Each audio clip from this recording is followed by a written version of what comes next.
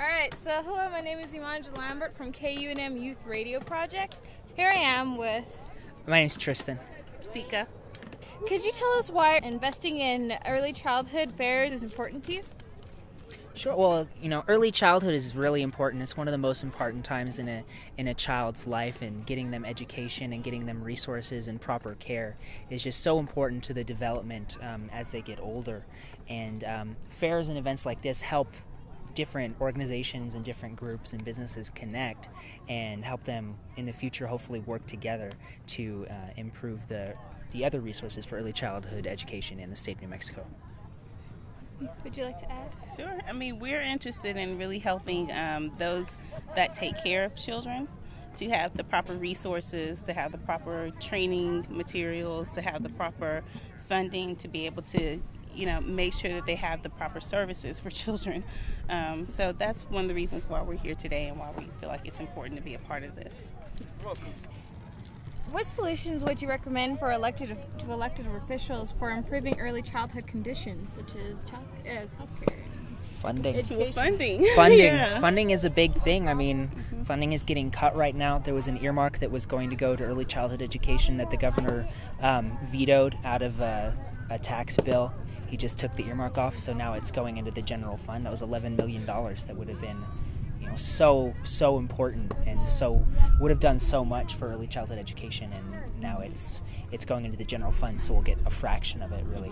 So funding is really a big thing, and then and also taking away the waiting list for parents that need the resources or need daycare, in-home daycare. I mean, they've made it so that only certain families that make a certain amount can get that care as soon as possible.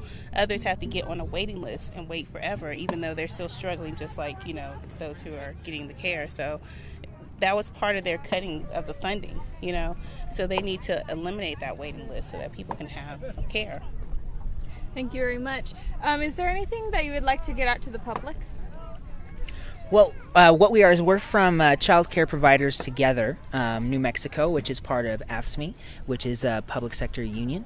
And we're in the state of New Mexico. What we're doing is we're working with home child care providers across the state to help them come together so that they can advocate as a group at the state level for better funding for what they do and for early childhood education, for better rules and regulations, and so that they have a say in the things that affect them and affect the children that they take care of. Yeah, and the organization is run by child care providers.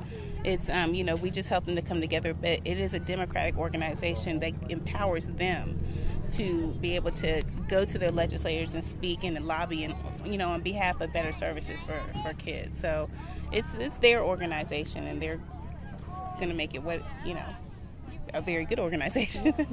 We also have like 150,000 other child care providers that are part of this union across the country. So it's a big organization.